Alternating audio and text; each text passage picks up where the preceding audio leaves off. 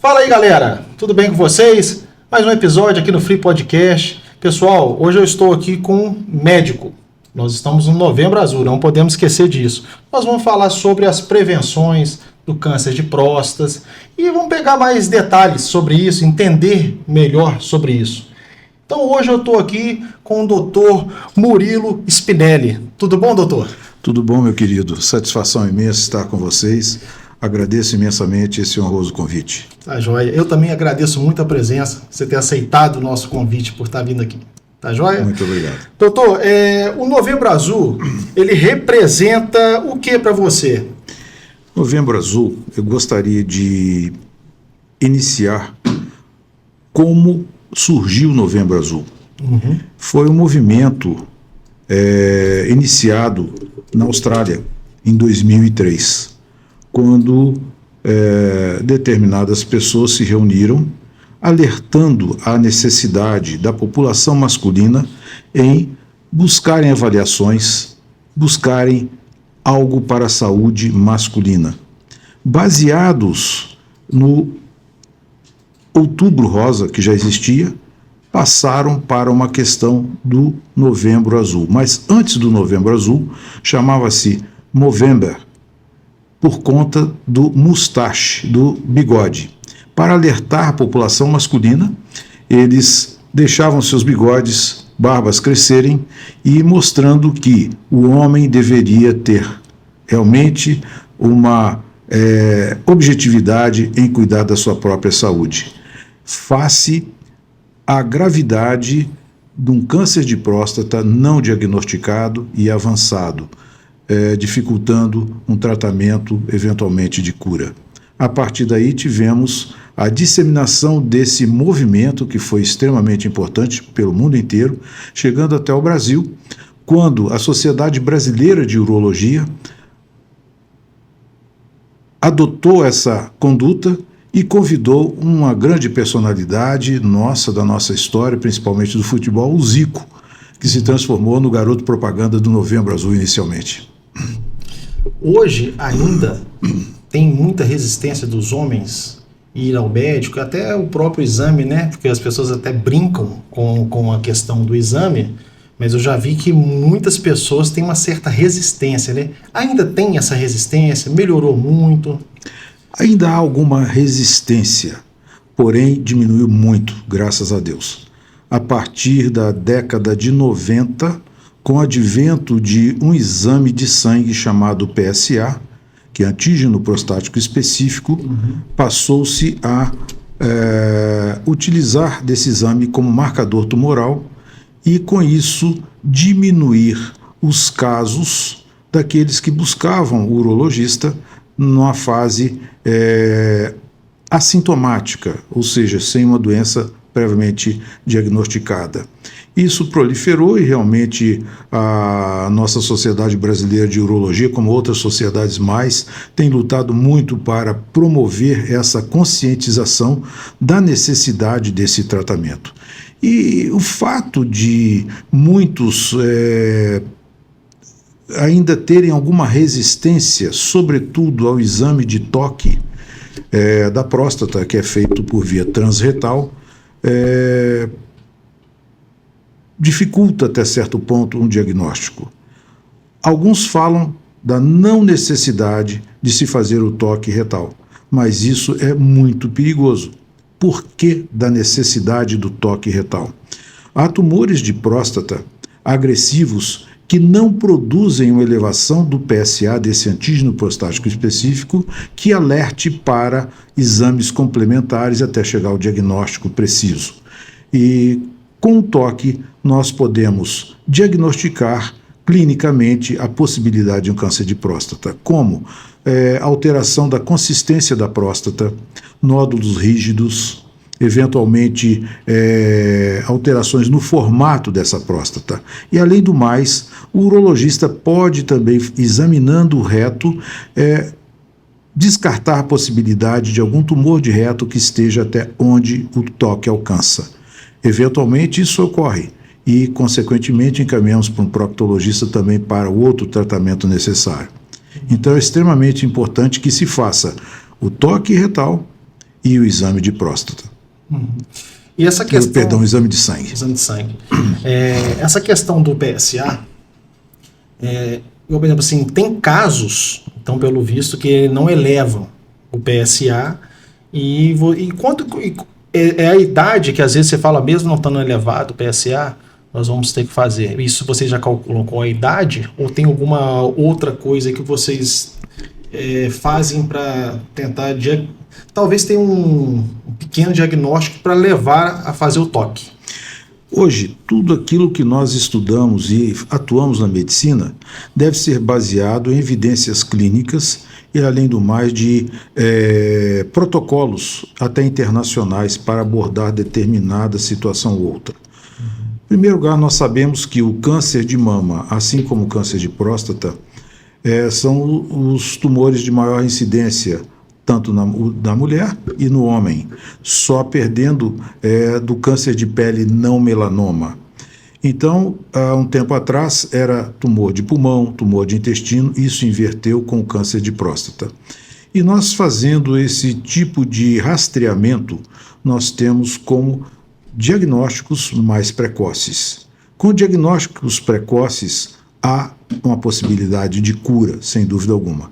Mas esses protocolos mostram que o rastreamento populacional, partindo da Associação Urológica Americana, deve ser feito a partir de 50 anos. Por que motivo?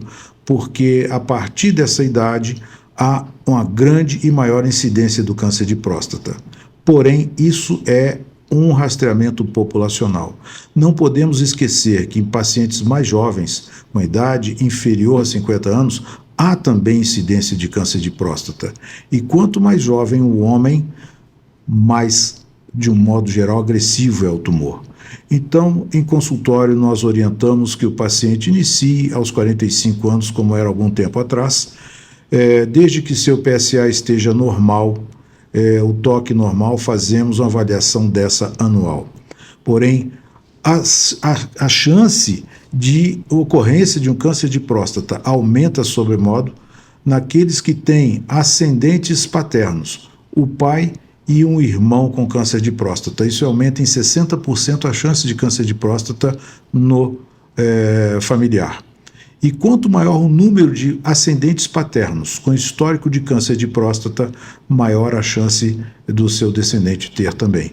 Então é importante que, baseado nisso, possa-se fazer um rastreamento perfeito. De outro lado, os pacientes da raça negra são pacientes que têm, por uma alteração genética, uma propensão para um câncer de próstata mais agressivo. E quando esses têm ascendentes paternos, o rastreamento deve ser iniciado a partir dos 40 anos de idade. Essa diferença de 5 anos somente por causa da raça? Exatamente, o fator genético. Não que o tumor seja de transmissão hereditária, mas todo tumor, todo câncer, ele é causado por uma determinação genética, os chamados oncogenes. Então essa questão familiar aumenta muito a chance, então. Sim, então, na questão da raça negra, se tiver essa tendência, essa coisa toda, então é meio que você está 5 anos de antecedência para poder tentar um diagnóstico mais cedo, porque talvez o câncer deles pode vir mais agressivo. Perfeitamente, é isso mesmo. Olha só. É uma coisa que... Seu raciocínio perfeito. E isso é somente no câncer de próstata? Essa questão da agressividade do tumor ou qualquer tipo de tumor na raça negra? Não, o que eu entendo, aparentemente o câncer de próstata, eu não sei em outras, não tenho como te responder em outras doenças, sim, né, como o câncer de cólon, né, mas de próstata isso é sabido. E o câncer de próstata tem algum sinal que ele pode dar para as pessoas repararem no dia a dia ou não? Ele é silencioso? O câncer de próstata é silencioso. Até trazer sinais e sintomas, o câncer já está avançado. né? Sinais e sintomas de dores ósseas que podem corresponder a metástase ósseas, comprometimento ósseo, isso nos cânceres avançados, isso pode ocorrer. Eventualmente, sangramento ao urinar, né? Dificuldade para urinar, jato urinário fraco, força para urinar. São sinais e sintomas, inclusive, semelhantes à hiperplasia da próstata, que é o tumor benigno da próstata, quando aumenta. Porém, no câncer de próstata, antes do advento desse exame de sangue do PSA, desse marcador tumoral, o homem só procurava o urologista quando tinha sintomas, sinais e sintomas urinários, eventualmente sangramento, dor pélvica, uma série de situações que já poderiam ser comprometedoras. E quando fazíamos o exame de toque, encontrávamos, infelizmente, um tumor avançado. Muito pouco tínhamos para dar a esse paciente, a não ser tratamento paliativo. A partir da década de 90, com o advento da prostatectomia radical aberta, passamos a vislumbrar cura precoce, né, baseado nesse marcador tumoral e no exame de toque. Futuramente, a partir de 2003, aproximadamente 2002, surgiu a técnica laparoscópica, a prostatectomia radical laparoscópica, minimamente invasiva, uma cirurgia extremamente trabalhosa, difícil, mas que trouxe para os pacientes vantagens ao minimizar aquela situação de uma cirurgia cruenta, de grandes incisões, riscos de hérnia, risco de hemorragia e também o fato de uma visão sem magnificação. E a partir de 2004, aproximadamente, e sobretudo no Brasil a partir de 2008, recebemos aqui a prostatectomia laparoscópica robótica, ou robô assistida, e trazendo grandes vantagens para o homem que se submete a esse tratamento para o câncer de próstata, né? No início, o tratamento cirúrgico era indicado para os casos de baixo grau, mas hoje nós sabemos que tumores de grau intermediário, de alto grau, os pacientes também podem ser beneficiados, né? E a robótica nos traz hoje a tranquilidade de ser uma cirurgia com a magnificação de imagem de umas 10 vezes. Nós temos ampliação de uma determinada estrutura anatômica em 10 vezes. Nós temos chance de preservarmos, além de termos uma cirurgia oncologicamente perfeita, nós também preservarmos estruturas anatômicas que serão responsáveis, ou que são responsáveis para determinadas funções fisiológicas do homem, como a continência urinária, como a função erétil. Dentro do possível, isso pode ser feito, e com mais segurança com a cirurgia robótica. Menor tempo de cirurgia, menor índice de sangramento, riscos de hérnias incisionais muito menores, alta precoce. Nos Estados Unidos, durante a pandemia do coronavírus, os pacientes portadores de câncer de próstata eram submetidos à cirurgia robótica, tinham alta no mesmo dia, para evitar um comprometimento e contaminação com coronavírus. Olha. E a partir daí atentou-se para uma cirurgia com um tempo de internação hospitalar o mais breve possível. Hoje, uma pessoa que descobre no início, a chance de cura é muito grande? É muito grande, é muito grande. É um tumor que normalmente é confinado à próstata. Ele ainda não ultrapassou as barreiras da próstata, não teve uma agressão loco-regional para gânglios linfáticos, para vesículas seminais, para a própria bexiga. Então, consequentemente, há possibilidade de uma cirurgia curadora. E a gente falou de herança genética. A herança genética a gente sabe que é um peso para essa questão, né? Mas a qualidade de vida influencia muito? Em que ela influencia? Tanto em atividades, em alimentação. Isso é bem interessante também? Você tocou num ponto crucial. Ainda não se sabe, não se determinou a causa principal do câncer de próstata, mas existem aquelas causas possíveis que vão somando-se e, consequentemente, trazendo essas situações. Primeiro, a questão familiar, questão racial, o estilo de vida desse paciente.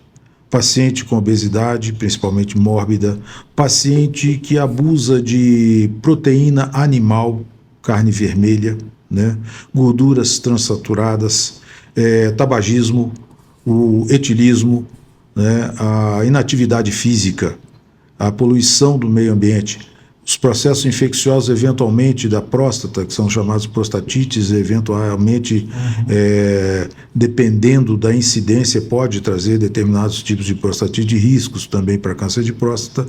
Então, são fatores que um somatório de todos esses traz um risco bem maior.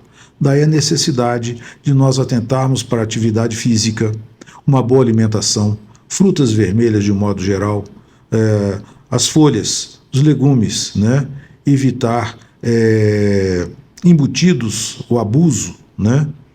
E uma vida mais natural.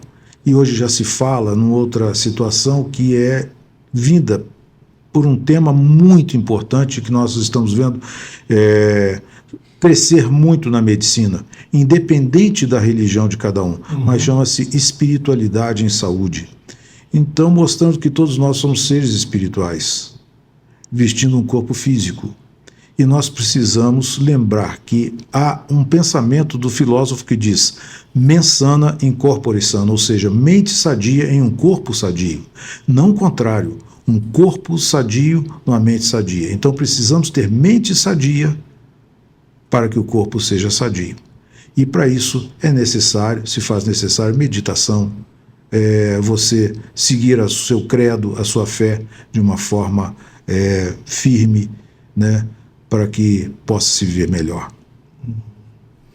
Eu vejo que às vezes as pessoas, eu já vi, mas o que fazem? Tem na internet a gente vê várias coisas, né? Mas inclusive inverídicas, né? Exatamente. Se você fizer isso, a chance de ter é mínima, um câncer, independente do câncer. Só que eu vejo que não existe uma prevenção para esse câncer, pelo que eu estou entendendo. Existe o seguinte, você ter uma melhor qualidade de vida, é claro que vai reduzir as chances. Mas uma prevenção, faça isso e isso, que a chance de você ter pequeno, isso não existe. Né? Não existe. Nós temos como prevenir uma doença avançada. Daí a necessidade da avaliação, do rastreamento. E os homens costumam ignorar muito os sinais que dá, igual essa questão da incontinência urinária, porque eu já vi que homens, tudo que pode fazer para não ir ao médico... Nós homens somos muito difíceis e relaxados e até certo ponto medrosos. Sim. Né? Ficamos com medo de um toque, ficamos com medo de colher o sangue, ficamos com medo do diagnóstico. Né? Mas nós temos que pensar o seguinte, que nós devemos ter realmente toda a preocupação em um diagnóstico avançado. Eventualmente, o tempo hoje é cada vez mais célere. Nós nos ocupamos de muitos afazeres, muitas preocupações, e parece que o tempo passa rapidamente. E assim tem ocorrido. E com isso, passa dia, passa outro, deixamos de fazer, daqui a pouco 1 ano, 2 anos, 3 anos. Quando procura-se o médico, encontra-se uma situação, infelizmente, inoportuna. Né, um tumor avançado. Então é importante sim ir ao médico. E não só na urologia, mas em todas as situações, ir ao seu cardiologista, aferir pressão, ver avaliação cardiovascular, isso é extremamente importante. Ao proctologista para a endoscopia digestiva, o endoscopista, e para a colonoscopia, a avaliação de testículo na fase fértil do homem, para que seja diagnosticado ou não um tumor de testículo, que no início tem cura também. Né? Então, nós temos que partir desse princípio. Hoje, por exemplo, não sou mastologista, mas nós temos acompanhado o câncer de mama. Quando diagnosticado numa fase bem inicial, pode-se evitar até a própria mastectomia, agredindo menos a mulher. Essa relação, essa questão do diagnóstico, né? Você falou que quando a gente descobre cedo, a chance de cura é maior e a cura é 100%. normalmente? Se é um tumor de baixo grau, na grande porcentagem, a maioria das vezes, sim, cura total. E quando já está uma coisa mais agressiva, já bem numa fase mais tenebrosa, né? Mas, assim, existe chances também de cura total? Ou, às vezes, dependendo do grau, vai ser só aquele controle que você vai ter que ter? Em casos mais avançados, por exemplo, de grau intermediário, principalmente, sobretudo, de alto grau, o paciente pode se beneficiar, sim, da cirurgia. E, claro que no pós-operatório deverá ser encaminhado ao concurso de avaliação e acompanhamento do colega oncologista clínico, até mesmo radioterapeuta, para tratamentos chamados adjuvantes, ou seja, tratamentos complementares que venham somar-se à própria cirurgia para que o paciente seja beneficiado. Porém, nós devemos saber o seguinte, que todo câncer deve ser visto como uma relação hóspede-hospedeiro. Se eu chego aqui e você fala assim, ali tem uma geladeira, pode tomar essa água, pode isso, eu vou tomar água. Se você fala, aqui eu tenho um bombom, eu tenho um sanduíche, e eu vou apossando daquilo que realmente você me mostrou por delicadeza. Se você deixa, eu tomo conta. Assim é a situação do câncer. Então, nós precisamos realmente, aí voltando àquela sua pergunta, numa qualidade de vida melhor, para que nós tenhamos resistência imunológica para evitarmos que seja tão agressivo esse tipo de câncer. A gente sabe que o papel da família é muito importante, né? Nessa questão, até para influenciar o homem a procurar médico, né? E assim, quando o senhor pega algum paciente, que é aquele paciente extremamente medroso, que de fato tem aquele medo, aquele receio de médico e tudo, e que você descobre uma situação dessa. E aí, como é que você age perante isso tudo? Porque às vezes as pessoas estão com medo, como é que eu já chego e falo, dou essa notícia? Como é que é essa preparação toda? Isso é muito difícil para todo médico que lida principalmente com câncer, né? Você dar a notícia. Isso nos machuca, fere o nosso sentimento. Nós estamos diante de um semelhante, né? Sem dúvida alguma. Então nós temos que entender que o paciente está do outro lado da mesa. Como nós gostaríamos que fosse falado conosco se nós estivéssemos nessa condição? Isso é muito importante. Nós precisamos a cada dia humanizarmos cada vez mais, individualizarmos a abordagem com o paciente. Não podemos entender como mais um. Esse é o primeiro paciente. Que tenha sido o centésimo, não importa. Esse de hoje é o primeiro. Então nós temos que entender isso. Ele tem a sua individualidade. E nós podemos falar, e temos que falar da sua doença, mas desde que não sejamos agressivos e gélidos com esse paciente, explicando o que está ocorrendo. Nessa hora, todos os pacientes sentem o seguinte: faltou chão. E nós precisamos estar ali para ajudá-lo também, nesse sentido sentimental, emocional. E quando a mulher está junto ao homem, isso é muito mais sereno, porque a mulher tem um papel extremamente preponderante nessa situação. Mas já aconteceu algum caso, eu acredito que tenha acontecido, na hora do diagnóstico, você passa a pessoa, já é aquela coisa pesada, né? Ficou, perde o chão de fato, e que o paciente está vindo para você, mas e aí, tem cura? Não tem? Quanto tempo eu tenho? Nessa hora, tudo que você falar, tenha certeza que quase tudo será esquecido pelo paciente, por conta do estresse emocional, das emoções.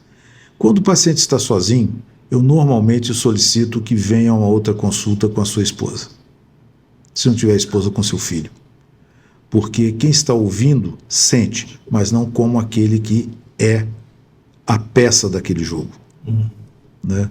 E lembro de um caso de um paciente que há muito tempo não fazia avaliação de próstata, até quando foi ao consultório, e nós encontramos um nódulo suspeito, pedimos na época a ressonância nuclear magnética da próstata, que nos mostra eventualmente nódulos suspeitos, e mostrava um grau alto de suspeição, Encaminhamos para biópsia e o resultado foi o câncer de próstata.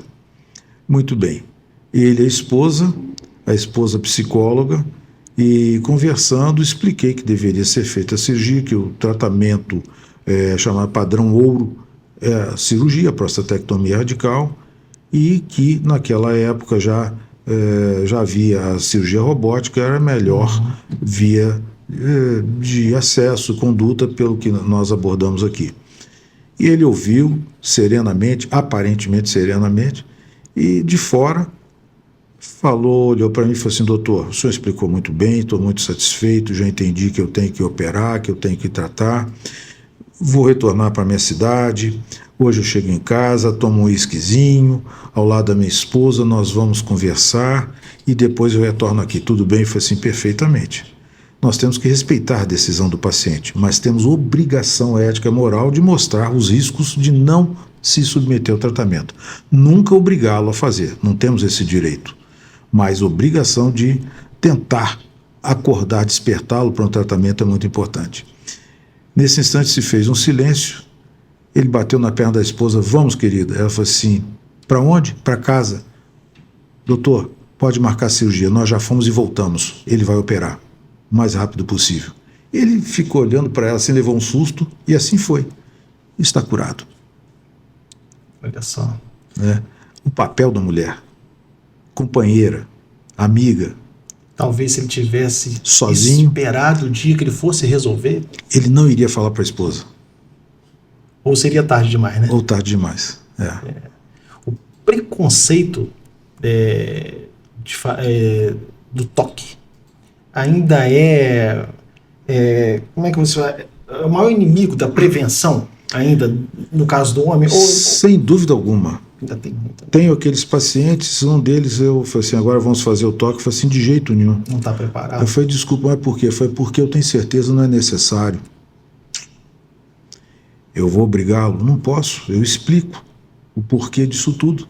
O que nós vamos encontrar? Ver volume da próstata, consistência, se rígida ou não, superfície irregular, aquilo que nos leva à suspeição, né? Mas nem todo paciente com câncer de próstata tem uma próstata alterada. No início é uma próstata normal. E aí vem o PSA, esses outros exames que nós elencamos aqui. Mas esse preconceito realmente é um absurdo. Isso traz problemas. Eu escutei uma vez, familiar, ele foi ao médico, né? E o médico fazendo o exame, tudo, trouxe o PSA e tudo. Aí chegou numa certa parte da consulta, o médico, pessoas mais antigas, né? Hoje, um tio que eu tenho, ele tem 70 anos. O médico falou: agora só pode baixar a calça ali e tal. Pra quê fazer o exame? Fazer o exame do toque. Ele parou, não conseguiu. Ele falou que, como comigo, ele falou: eu falei com o médico, não estou preparado para isso. Eu fico pensando o seguinte: da onde vai sair essa preparação? Tem que fazer, não tem jeito, né? Mas não estar preparado, você vai ficar empurrando aquilo sem saber de fato o que pode estar acontecendo. Eu não sei se fez até hoje. Esse é o problema. Dizem que o homem é o sexo forte, mas isso é uma balela. O homem é o sexo frágil. A mulher, sim, é o sexo forte. Acompanhe a sua esposa no exame ginecológico, no exame de mastologista, para ver como é o exame. E elas fazem com a maior tranquilidade, porque elas têm consciência de que a saúde é preponderante. Acaba que a questão do homem é simplesmente cultural, né? Cultural. E deixa, às vezes, uma coisa ficar muito séria por causa de uma coisa que é cultural e que não tem nada que ver. Ainda existe aquele ledo engano. Eu sou macho. Ser macho é uma coisa, ser homem é outra. Sim, verdade. Doutor, e tem muitos mitos que você escuta sobre o câncer de próstata? Algum mito que às vezes as pessoas falam: mas o câncer de próstata é mito no sentido de talvez de uma prevenção. As pessoas falam coisas e que Pode ser balela, né? Vejo eventualmente situações, não quero tirar minha próstata porque eu deixarei de ser homem. É isso que eu acabei de falar. E nós temos que explicar ao paciente que não é isso. Ele pode sim, nós não podemos garantir ao paciente, principalmente, mais uma vez, nos casos mais avançados, que ele terá a recuperação da sua função erétil. Não podemos. O médico nunca pode garantir ao paciente algo que pode ser surpresa no momento de uma cirurgia ou de um tratamento. Mas ele se envolve com o paciente para fazer o melhor por ele. E tem que explicar que, se isso ocorrer, haverá tratamento, opções de tratamento futuramente. E se não tratar, ele terá problemas graves. Problemas de metástase óssea, disfunção erétil, incontinência urinária, hemorragia urinar, sangramentos fortes e uma qualidade de vida péssima. O homem, de fato, ele é muito preconceituoso com ele mesmo. Eu já vi os outros pessoas que fazem vasectomia, por exemplo. Uhum. As pessoas na mesma hora. Ficou broxa. Não existe O homem isso. tem essas coisas. A preocupação maior do homem, eu já notei. Não pode ficar broxa de jeito nenhum. Senão ele deixa de ser homem. Não, ele pode deixar de ter a função, mas ele é homem. Fica um alerta. Isso é pesquisar determinados hoje sites em que você encontra informações equivocadas e falsas. Não saber procurar. Hoje não tem só Google, Yahoo. Hoje você tem chat GPT. Uhum. Então, se você não sabe pesquisar, você vai ouvir aquilo que realmente é indevido. Por exemplo, pego o Instagram e fico vendo lá, chinês fulano de tal descobriu uma substância que murcha a próstata. Isso não existe. Ingerir caroço de abóbora diminui o tamanho da próstata e evita o câncer de próstata. Não existe isso. Nós temos que nos basear pelas evidências clínicas. Aquilo que realmente, por estudos multicêntricos, mostram que o resultado é positivo e outros não. Isso que é importante. Daí a necessidade de procurar um médico. Dizem que de médico e louco todo mundo tem um pouco, né? Isso é uma verdade. Mas o senhor tem alguma dica? Não sei se é o termo certo, dica, mas assim, alguma orientação para a pessoa que tem esses preconceitos? E às vezes, antes de ir ao médico, deixa eu ver mais sobre. Para ver, às vezes tirar aquele peso e falar, gente, é muito mais simples do que eu esperava. Então tem alguma dica, alguma coisa para que as pessoas possam fazer, ou às vezes ler, entender mais e ir com um pouco mais de bagagem sobre o assunto, né? Sim, tem um livro, não sei como encontrem, mas que foi escrito por um grande colega, oncologista clínico de São Paulo, chamado Fernando Maluf, Conhecendo o Câncer de Próstata. É um livro escrito para leigos, que desmistifica essas situações que dificultam o homem procurar um médico. Vale a pena buscar essa ajuda, né? Esse tipo de ajuda. É importante que o homem abra sua consciência para o seguinte: sou um chefe de família, independente disso, tenho uma situação, tenho vida, estou vivendo. Isso é uma oportunidade ímpar para todos nós, porque viver significa lutar para a nossa evolução, para o nosso crescimento. Então precisamos ter saúde, precisamos nos comprometer com essa, vamos dizer assim, esse invólucro físico, material que nós temos, que nos foi dado por Deus. É questão de responsabilidade. E se nós temos família, nós temos a esposa, temos os filhos, temos os outros parentes, os amigos, e que nos querem ver bem. Então nós precisamos nos conscientizar dessa responsabilidade de nos tratar. Não vai estar afetando somente a ele, né? Exatamente. Está afetando aí bastante gente. Ou seja, não podemos ser egoístas. Sim, verdade.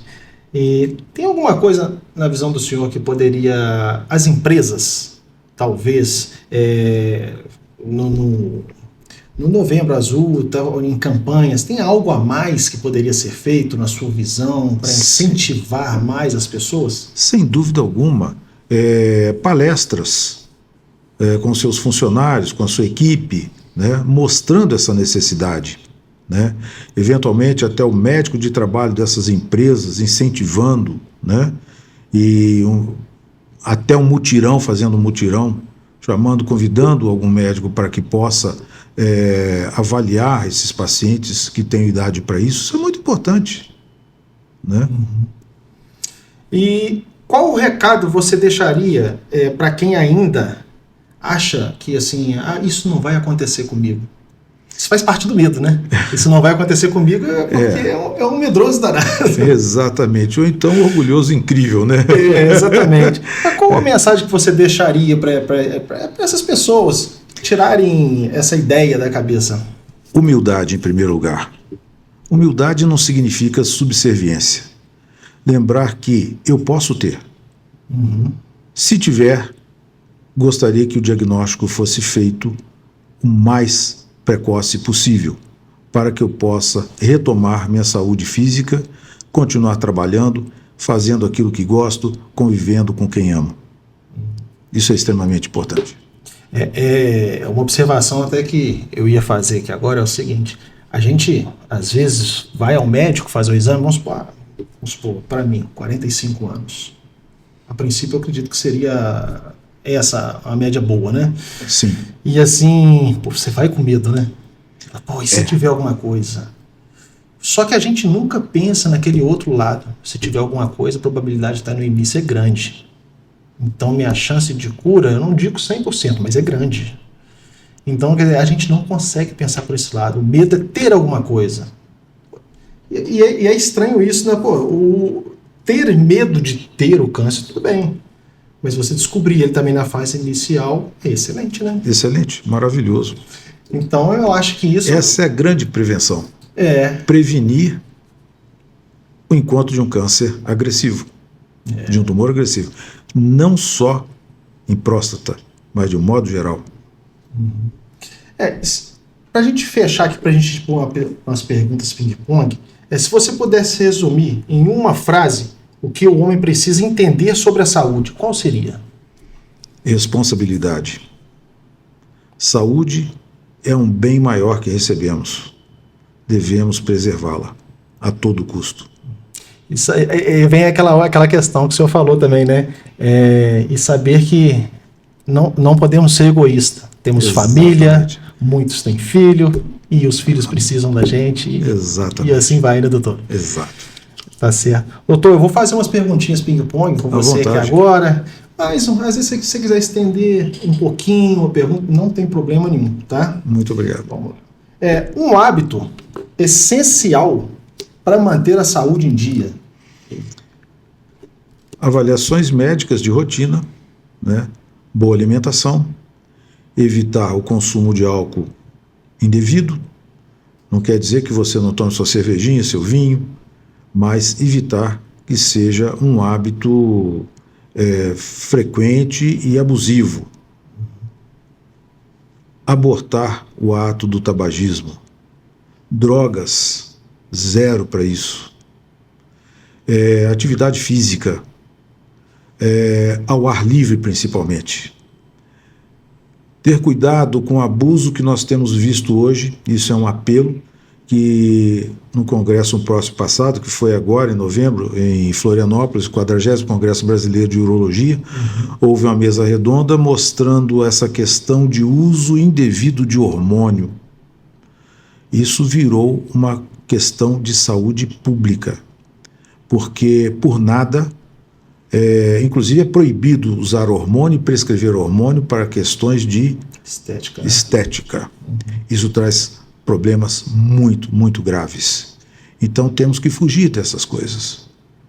Termos cuidado com aquilo que é artificial, muito industrializado, tentarmos voltar àquela fase de uma alimentação mais natural, natural que eu digo, de folhas, bem tratadas, de legumes, de modo geral, e tentar uma alimentação mais calma, com conversas sadias, porque isso é muito importante. Ler, distrair, bons filmes, enfim, investir na nossa vida, na nossa saúde. Eu quero fazer duas observações no que o senhor falou aí. O álcool, de fato, é um vilão? Sem dúvida alguma. O álcool, em doses homeopáticas, pode nos ajudar em vasodilatação, de vasos, nosso encéfalo, enfim, até distrairmos e nos relaxar. Mas o uso abusivo torna-se maléfico. E em relação a quando a gente fala de uma alimentação mais saudável, tudo bem que hoje para comer o alface que é bom, mas pô, agrotóxico pra caramba, você tem que saber onde comprar. Infelizmente, né? Mas existe, eu não sei se isso é um mito ou se é uma realidade, que eles falam que o tomate é vilão para câncer de próstata. Não. Não. Não existe isso. O tomate, ele produz uma substância chamada licopeno. O licopeno é protetor da próstata. Mas quanto nós teremos que usar de tomate para proteger a próstata? Não é só o tomate. Frutas vermelhas são importantes também. A própria pimenta malagueta produz uma substância, uma enzima, que protege a próstata. Não uso abusivo. Pelo amor de Deus, eu estou falando malagueta, não estou falando pimenta... faltou uma que é terrível, é um veneno, aquela pretinha. Eu sei qual que é que você está falando também, eu não lembro não, que são várias... Qual que era? Pimenta do reino. Ela é veneno? Isso aí é veneno entre aspas. Eu acho que se você usar um pouquinho, tudo bem, mas ela é tóxica também. A próxima é um mito sobre o câncer de próstata que precisa acabar. Eu acho que isso aí você já até comentou sobre um mito aí, né? Um conselho que todo homem deveria ouvir. Seja corajoso, seja homem e não macho. Faça o seu exame, faça a sua avaliação. Vira homem. Tudo bem. É por aí. Um erro comum dos pacientes. Acharem que tudo que leem que é certo. Muitas pessoas querem ouvir aquilo que gostariam e não aquilo que é a realidade. Sim. Estão o quê? Trazendo problemas para si próprios. A realidade pode nos doer, mas pode ser nossa amiga. Verdade. Um alerta. Um exemplo de paciente que te marcou. Tem algum? Olha, eu digo que praticamente todos. Todo paciente é importante para mim. Adoro os meus pacientes. Não estou falando aqui por proselitismo. Graças a Deus tenho um ótimo relacionamento. Tem aqueles que não gostam. Nós não conseguimos agradar a todos, né? E quando o paciente não está muito satisfeito, eu deixo à vontade para ouvir outras opiniões. Isso é natural. Nós não somos donos do paciente. O médico não é dono do paciente. O médico tem que ser seu companheiro, né? Sim. E um paciente que eu não esqueço, um senhor de idoso que parece que não está mais aqui entre nós, né, nesse plano aqui no qual nos encontramos. Ia todo ano ao consultório, pessoa muito simples, muito humilde, mas de um saber incrível, né? Até que a última consulta dele, ele foi acompanhado pelo filho, um advogado, muito bem trajado, terno, gravata e pessoa de boa conversa, inteligente. E o pai já estava beirando seus 80 anos, ou um pouquinho mais, e eu falei assim, olha, só não tem mais idade para fazer, não precisa mais fazer o toque. Eu falei, eu quero, doutor. O exame correto é o toque e o PSA, eu gostaria que continuasse. E assim eu fiz.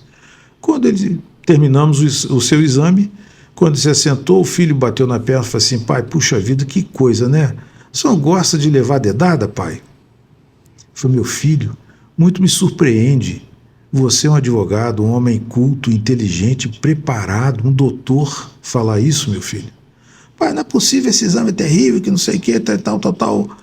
Por que o senhor nessa idade quer fazer esse exame? Por uma única causa, meu filho. Quando eu tiver que morrer, eu quero morrer com saúde. Bom, agora é você que vai fazer o exame. Eu não marquei consulta. Eu falei assim, mas eu marquei para você. Eu não sei o que. Eu falei, meu filho, vou pedir para você abaixar o tom de voz. O filho tinha uns 50 e poucos anos. Mais uma vez eu te falo, você é um advogado, você está no consultório médico. Eu sou seu pai e o serei até morrer, e até lá de cima. que seja a última vez que eu venho com você, mas você vai fazer o seu exame. E ele me ensinou também como falar com os meus pacientes. Porque muitos falam, dói, porque isso e aquilo. É claro que depende muito do seu tato com o paciente, né? Você não, desculpa o termo, não enfia um dedo, você faz um exame de toque digital. É diferente, tem uma diferença grande nisso. Sim. E deve doer, deve isso e aquilo. Foi meu filho, eu vou te ensinar como é pouca instrução que tem. É a mesma sensação de você evacuar, só que tem que ir de fora para dentro. Pensa dessa forma que você vai conseguir fazer o exame. E ele fez, sentou, e aí? Você deixou de ser homem agora? Não, pai. Você sentiu alguma coisa? Não, tá tudo bem. Olha só. Marcou muito a minha vida. Não acredito. E tem outros casos mais que não estou pescando agora, mas são muitos e que realmente marcaram a minha vida. Doutor, um hobby fora do consultório que o senhor gosta? Ler livros físicos, escrever, marcar. O livro é um amigo que não te cobra quando encontrar com você, não faz outros tipos de exigências, mas está do seu lado. Boas leituras. Gosto demais da fotografia, né? Música também é vou dizer assim, uma fraqueza minha, vou dizer assim, adoro, né? A música, para muita gente, mexe mesmo, né? Aquela música que você gosta, quando você coloca, ela te mexe, te deixa mais tranquilo. Igual tem as que deixam as pessoas... E hoje com a volta, hoje tem streams, tem tudo, né? Facilidades incríveis, né? Mas nós estamos vendo a volta do disco vinil. E realmente estou refazendo aquelas séries que tinha quando mais jovem do que agora, né? E realmente eu estou encantado. É muito bom você curtir, abrir aquele encarte, você ver aquelas fotos e você ouvir aquele chiadinho, eventualmente, do disco. Isso é apaixonante, né? Muito bom. É lúdico. Isso é muito bacana mesmo. Doutor Murilo, chegamos ao fim, tá? O senhor quer deixar alguma mensagem para as pessoas que estão assistindo, as suas redes sociais? Às vezes as pessoas querem ver mais, alguma coisa desse tipo, você pode ficar à vontade aí, falar com o público aí. E assim, eu acredito que nessa entrevista nossa aqui deu para as pessoas terem uma boa visão, os homens no caso, né, de que não é esse bicho de 7 cabeças fazer um exame de próstata para, de fato, descobrir que se tem ou não tem algo e que, caso tenha, esteja no início. Eu diria, aconselharia, amem-se. Não adianta falar que amam o próximo, que amamos o próximo sem nos amarmos. E para nos amarmos, nós temos que nos cuidar. E o cuidado com a prevenção de um tumor avançado é questão de responsabilidade e amor à própria vida.